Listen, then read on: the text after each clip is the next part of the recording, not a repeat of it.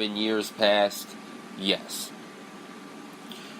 Are they being a little bit more expressive and doing more interviews than they used to? Yes. But this does not mean that they're calling it quits at the end of this season. And just because Belichick's 2 coordinators are leaving doesn't mean that it's the end in New England. Like I said, this has happened before. Josh McDaniels left before, went to Denver. Back in the early 2000s when Romeo Crennel was the defensive coordinator, and I can't remember who the offensive coordinator was at that time, but Belichick lost both of those coordinators that season. Belichick and Brady are not going anywhere. They showed this season that they are still the most dominant force in the NFL. They have no reason right now to hang it up. And you can say, well, you've hit the top of the mountain. You know, you've accomplished everything you could have possibly accomplished. Why not just walk away after this?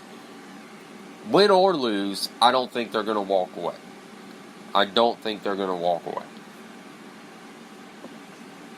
And they're not distracted.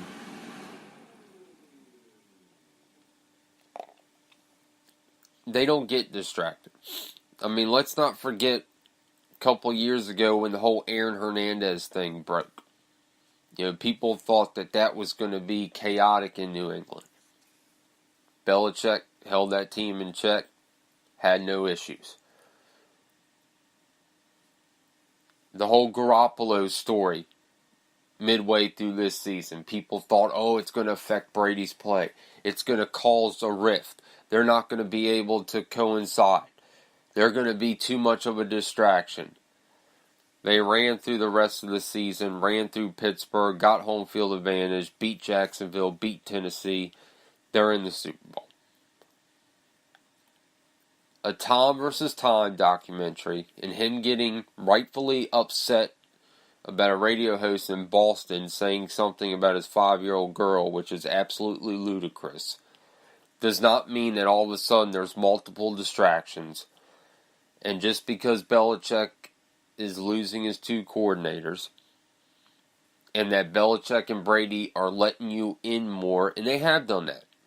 Even going back to the end of last season, they started to do more with media and other personnel than what they ever have. That does not mean that they're calling it quits at the end of this season. Do I think that they're close? Yes. I do think that they're close. And I think both of them have told each other that. Part of me believes, I think Belichick has told Brady how many more he's going to go. And I think Brady has told Belichick how many more he's going to go. Or intends to go. But the whole thing about, oh, now there's distractions. No. Don't try to create stories just to get clicks and people to listen to your show. And that's the sad thing for Philly here. Like I said, today, all I heard on every show was New England, New England, New England. Brady, Belichick. Brady, that's all I heard. You heard nothing about Doug Peterson and Nick Foles and what that team has done to get where they're at. Nothing. Now, I'm sure that you will, well, hopefully you will, later in the week. But we all knew that the Patriots are going to be the focal point here. They always are. They're the biggest draw. And shows are going to do that because they know if people are flipping the channels or are turning the stations in their car and they hear the words New England or they hear the word Brady or Belichick, they're going to stop and they're going to listen.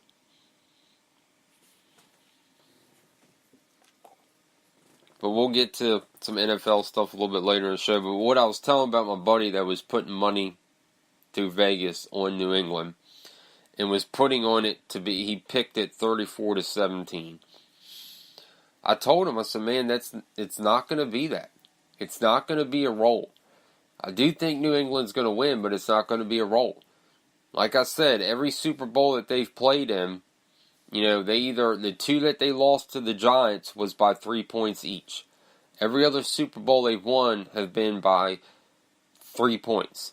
The only one that they won by 6 was last year against Atlanta. I don't think they're going to beat Philly by 2 touchdowns. They may beat them by a touchdown, but I don't think it's going to be a 2-3 score blowout. It's not going to be that. Now, some people are saying, well, this isn't Atlanta, this isn't Seattle, and it's not. But I don't think that this, Philly didn't get here by some fluke chance. They're a good team. They're very well equipped. They're very well coached. They're very well staffed. They're not going to get rolled in this game. They're not. I do think New England's going to win, but I don't believe it's going to be a roll. And I was actually surprised when I went through and looked at the media picks. I wasn't surprised that the majority of people are picking New England. What I was surprised by were the amount of people that picked it to be by 2 touchdowns or more. Because when I looked at media picks, some of them, it also showed the score. And there were a lot of them that went 2 touchdowns or more. That surprised me. That actually really surprised me. But Philly opening, I think they're now 5. They opened at a 5.5. I think they're now a 5. If you want to win money, you take the points and you take Philly.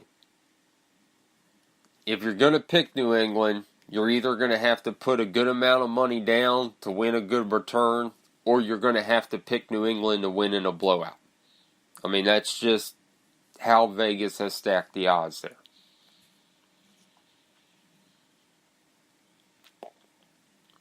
Well, the Indians have announced that they are going to be removing their Chief Wahoo logo from uniforms, and the mascot will also be removed. They've had this since 1947. They said that they're doing it for political reasons, because of groups saying that it's racist, it's derogatory to Indians. I've given my opinion on this. Mascots and these team names have been around for a very, very long time. Why now, all of a sudden in 2018, are they viewed as an issue? That's the problem that I have with it.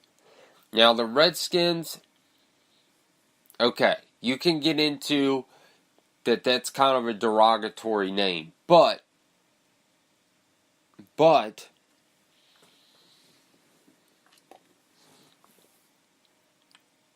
what the history books will tell you is there was Native American tribes that addressed themselves as Redskins in warrior terms when they were in battle.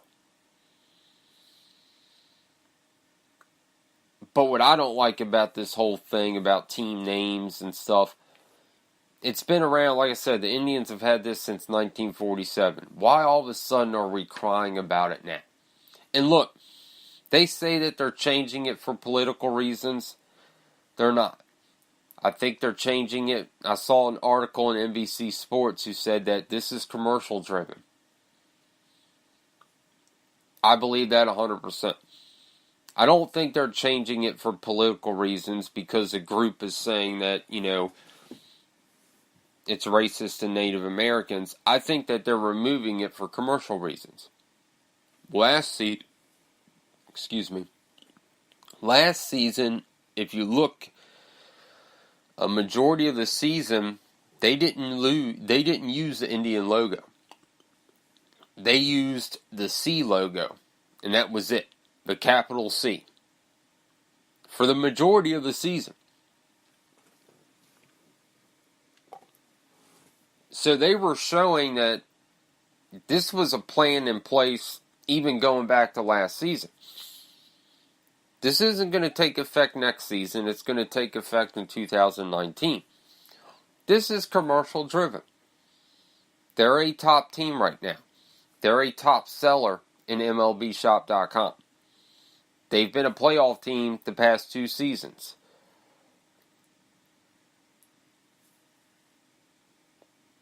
They went to the World Series the season before last.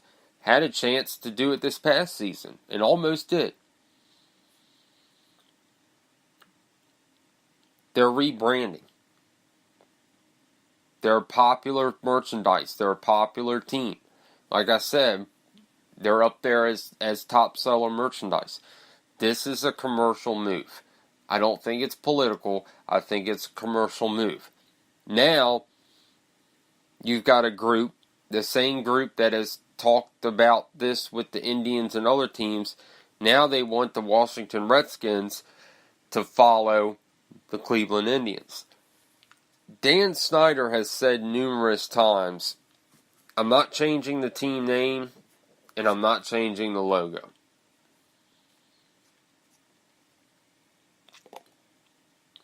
And he's not going to. And there's a couple reasons for that. One, they're top 3 in richest franchises in the NFL. And number 2, year after year, regardless of their season, year after year, they're top seller in merchandise. Dan Snyder is not going to change that logo and name. The only way that team is going to get changed is if Dan Snyder decides to pack and move away, or he decides to sell the team. Period in the story.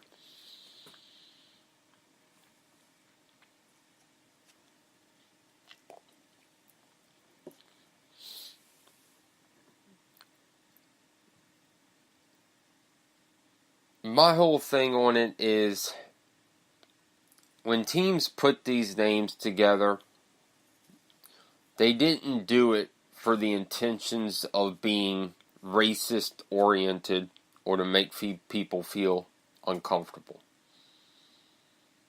You know, the Chicago Blackhawks, Notre Dame Fighting Irish, Cleveland Indians, Washington Redskins.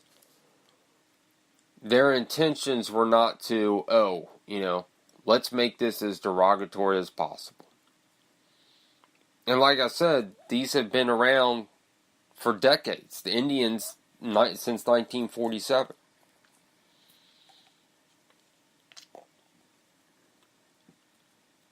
Why all of a sudden now do people want it changed? So all of a sudden now it's viewed as an issue. I mean, really? Come on. These are team names. They were put together for mostly commercial reasons. And the Indians agreeing to change their logo here at the start of the 2019 season, it's not political driven, folks. It's commercial driven. It's product driven.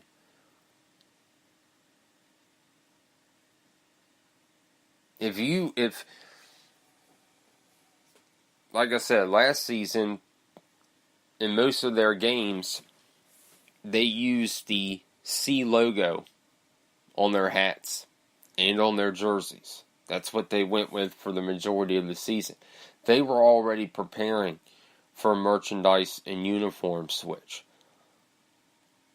And I'm sure they looked at their numbers, well, what are we selling more of? Are we selling more of the Cleveland Indian insignia hats, or are we selling more of the C logo Cleveland Indian hats?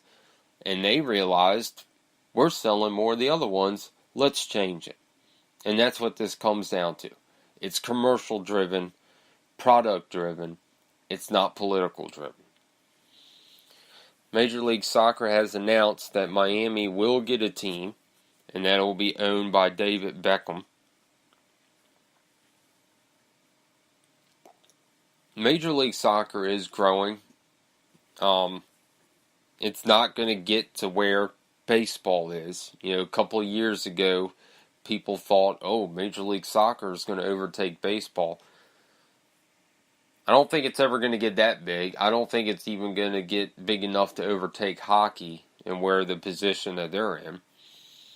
But getting a team in Miami, one, how the hell did Miami not have a soccer team already? But David Beckham owning it, he should play.